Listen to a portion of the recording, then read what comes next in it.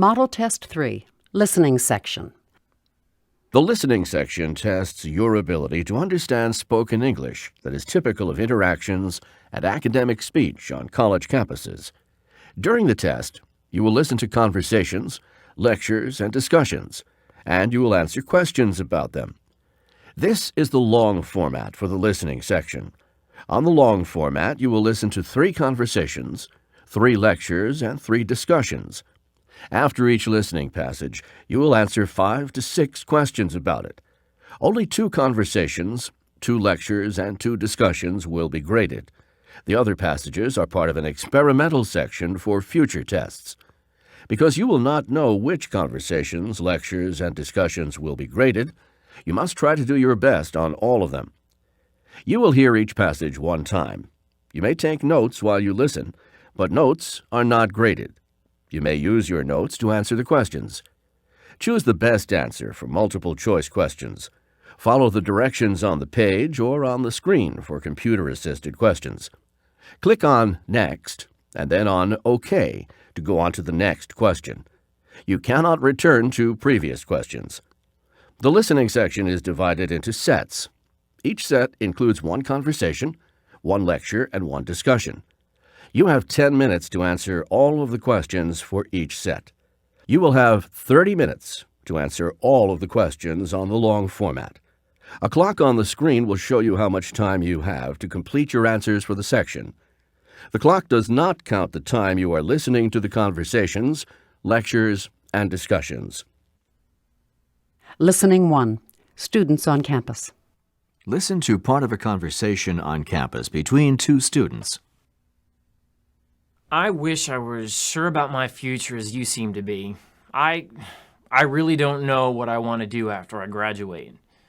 Well, have you talked with a counselor over at the Office of Career Development? No, I talked to my academic advisor, though. Well, that's good.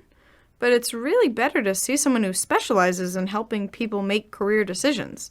You see, an academic advisor is there to help you work out your academic program.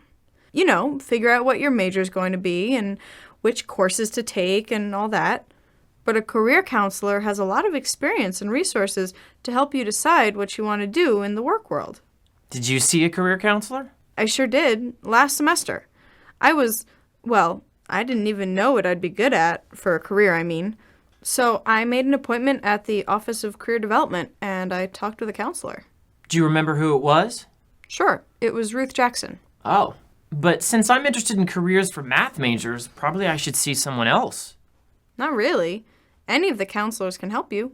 Look, first, I took some aptitude tests and something called a career inventory. Anyway, I took several tests, and then the counselor gave me some ideas about different careers. I even went to some group sessions with some other students for a few weeks. Mrs. Jackson was the group leader, so, that's how I met her. And then I just sort of naturally started making my appointments with her when I needed some advice. It sounds like it took a lot of time. I'm so busy already. Well, it did take time. Probably 3 hours for the tests, and I think I went to maybe 4 group sessions, and then I saw Ruth a couple of times. I guess about 9 or 10 hours, probably. But it was worth it. So, is that why you decided to go into library science? Because of the tests and everything? In part, but mostly it was because of the internship. You see, I also got my internship through the Office of Career Development, and when I was working as an intern in the public library, it all sort of came together for me. I really liked what I was doing, and I realized that I didn't want the internship to end. And you get paid for working there in the library too, don't you? I get paid, and I get credit toward my degree. But even better, I have a job offer from the library where I'm doing my internship. Wow. Are you going to take it? I think so. I have to let them know next week. If I do take the job, I'll have to go to graduate school to get a degree in library science. But I can do that part-time while I'm working, and I'd thought about graduate school anyway. So I'm leaning toward taking the job. That's great, Anne. I'm glad for you. So, I guess I'd better make an appointment with Ruth Jackson.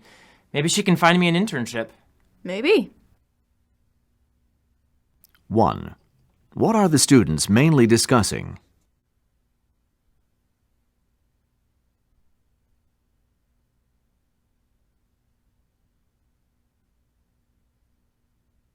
2. What is the man's problem?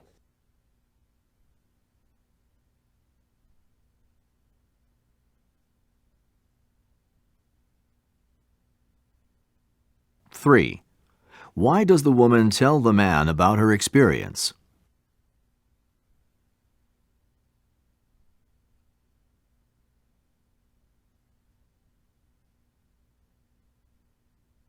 Four. What is the woman's attitude toward her internship?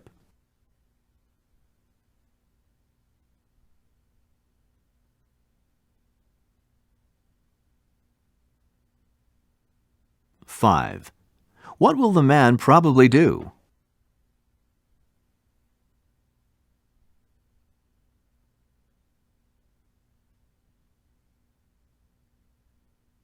Listening to Sociology class. Listen to part of a lecture in a sociology class. Social influence involves the changes in behavior influenced by the actions of other people. Social influence can come about for a variety of reasons, on a continuum from mere suggestion to, in the more severe form, well, to torture. How does social influence work? Well, first, we must become aware of a difference between ourselves and the values or behaviors of other people. There are a great many studies of social influence that demonstrate how the presence of others can cause us to change our attitudes or actions. Studies show that people eat more when dining with others than, I'm talking about dining out here, so they eat more in the company of others than they do when they're alone. They also run faster when others are running with them. There's even some interesting research on social influence among animals with similar results to those of human studies. Probably one of the most interesting aspects of social influence is the pressure for conformity. Conformity is a process by which an individual's opinion or behavior moves toward the norms of the group. In a classic study by Solomon Asch, 7 people were shown cards with 3 lines drawn on them. Here's an example. So, they were shown the lines, and then they were asked to select the line among the 3 that matched the standard line. Here's the standard. So, there's no question as to the comparison. This has to be easy, right? Wrong. You see, Asch enlisted the cooperation of 6 of the 7 participants in the experiment. On the first card, the 6 respond correctly. They identify the lines of the same length. So the 7th person, who is the only real subject in the experiment, well, the 7th person answers correctly, in agreement with the others. But on the next card, 4 of the cooperating participants choose an incorrect answer, but they're in agreement. So the problem for the subject is whether to conform to the opinion of the peer group, even though the answer is in conflict with the answer that the subject knows to be correct. So, what do you think happened? Well, subjects who were tested alone made errors in answers fewer than 1% of the time. This was the control group. But of those tested in groups of 7, 75% yielded at least once to conform to a group answer that was clearly incorrect. And, on average, subjects conformed to the group in about 37% of the critical trials. This means that they were bringing their behavior into agreement with group norms, in spite of what they were seeing. Later, Asch manipulated the size of the control group, the experimental group, to see whether group size would affect pressure, and it did. But probably less than you might expect. Groups of 4 demonstrated about the same results as groups of 8. Interestingly enough, a unanimous agreement by the group was more important than the number. In other words, a unanimous opinion by 3 exerted more pressure to conform than a majority of 7 with a dissenting opinion in a group of 8. Similar experiments have been performed in various countries among diverse cultural groups with comparable results. Of course, people in cultures that emphasize group cooperation tended to be more willing to conform. But remember that many of the original studies were done in the United States, where there's a high value placed on individualism. In an interesting variation on the study, Abrams found that conformity is especially strong when the group is selected from among those people that the subject clearly identifies with, either because they have characteristics in common or they know each other and interact in a peer group outside of the experimental situation. So what does all of this mean in the real world? Well, since group members can influence one another to conform to the opinion of the group, decisions of a group may be called into question. What about decisions by political committees or parliaments? What about juries who are charged with convicting or acquitting an accused defendant? Clearly, social influence will play a part in these critical group decisions. Also interesting is the fact that after a decision is made by a group, there's a tendency to solidify. And by that I mean that the group becomes even more convinced of the validity of the group opinion. This may happen because individual group members who strongly support the group tend to be more popular with the group members. 6. What is the main topic of the lecture?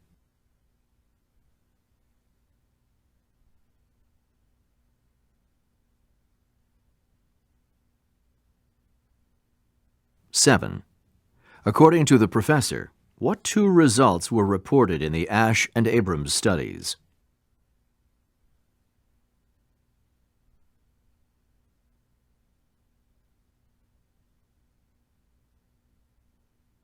Eight. Listen again to part of the lecture and then answer the following question. Later, Ash manipulated the size of the the experimental group, to see whether group size would affect pressure, and it did. But probably less than you might expect. Why does the professor say this? The experimental group.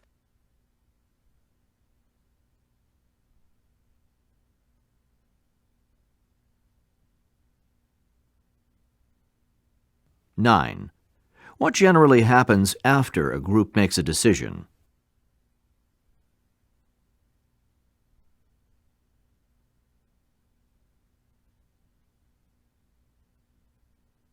Ten. Based on information in the lecture, indicate whether the statements describe the Ash study. For each sentence, click in the yes or no column.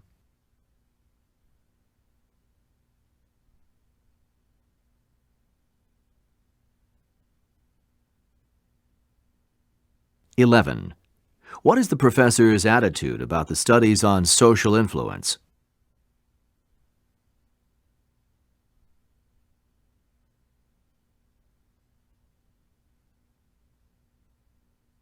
Listening 3. Art History Class. Listen to part of a discussion in an art history class. Sorry about the tests. I don't have them finished. They just took longer to grade than I thought they would. So I'll have them for you next time. Okay then, let's begin our discussion of the ballet. If you read the chapter in your text, you already know that in 1489, a performance that was something like a dinner theater was organized to celebrate the marriage of the Duke of Milan, and a dance representing Jason and the Argonauts was performed just before the roasted lamb was served. By the way, it's interesting that the dance was called an entree, and that name has been retained for courses and meals.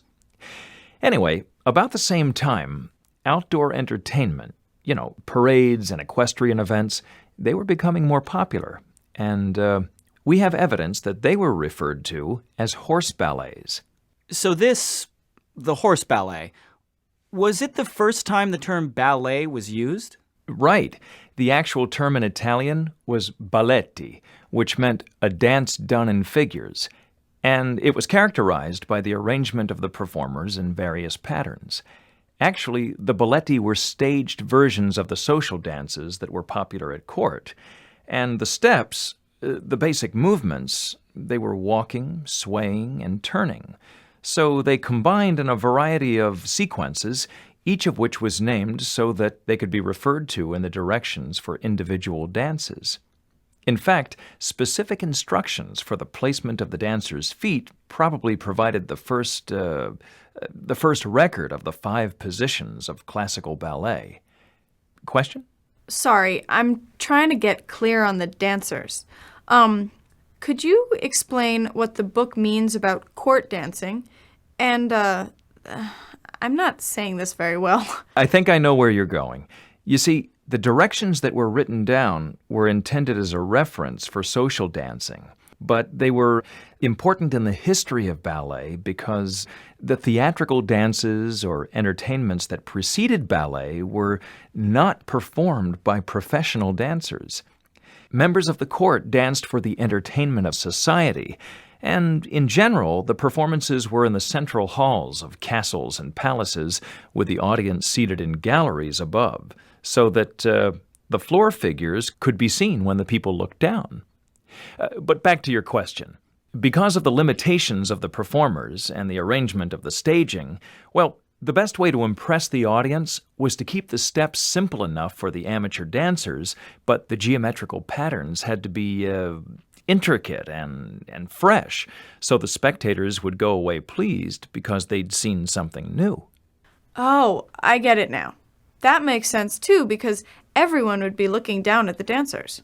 Exactly.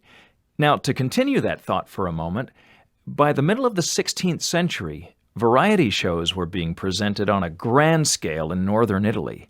They included both indoor and outdoor entertainment, and most people called them spettacoli. And France had begun to make a significant contribution to the dance form that evolved into modern ballet. But to be precise, it was Catherine de' Medici who used dance as part of her court entertainments and is credited with the use of the term ballet. In 1573, I think it was 1573, anyway, she organized a huge celebration to welcome the ambassadors from Poland who had arrived to offer their country's throne to her son Henri. So she called it the Polish Ballet, and the production was staged on a landing at the top of a grand staircase. 16 ladies, and these would not have been dancers, just members of court, so they represented the 16 provinces of France, and they performed a choreographed dance with a variety of floor figures. Afterward, the audience joined in court dances, similar to the ballroom dancing that evolved later. So that's a long answer to your original question. Now, I have a question. Okay. You said that the Polish ballet was the first ballet, but I thought the book said the first ballet was Queen Louise's ballet. Good question.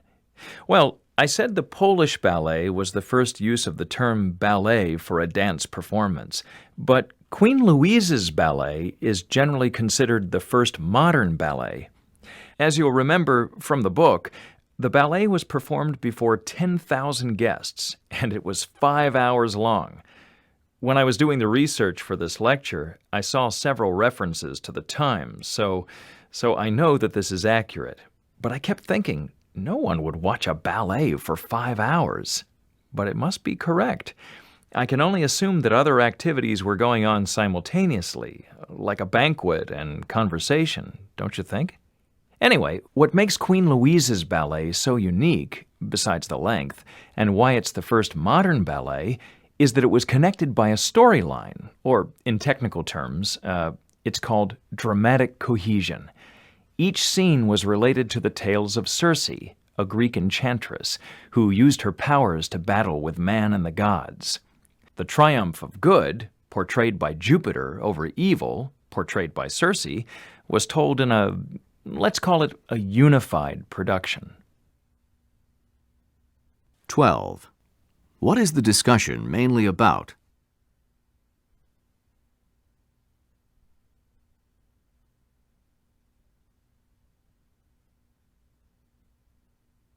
(13) Listen again to part of the discussion and then answer the following question.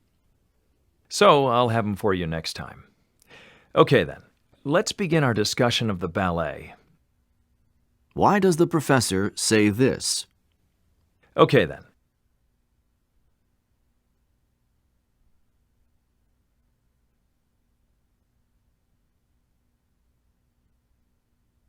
"14. According to the professor, what does the term balletti mean?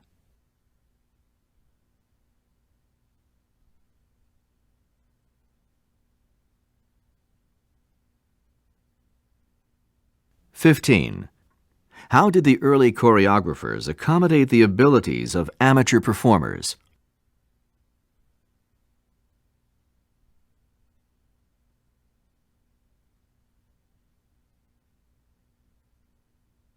"16.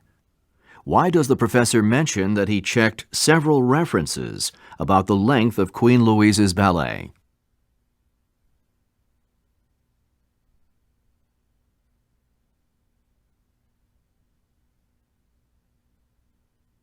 "17. What can be inferred about the professor?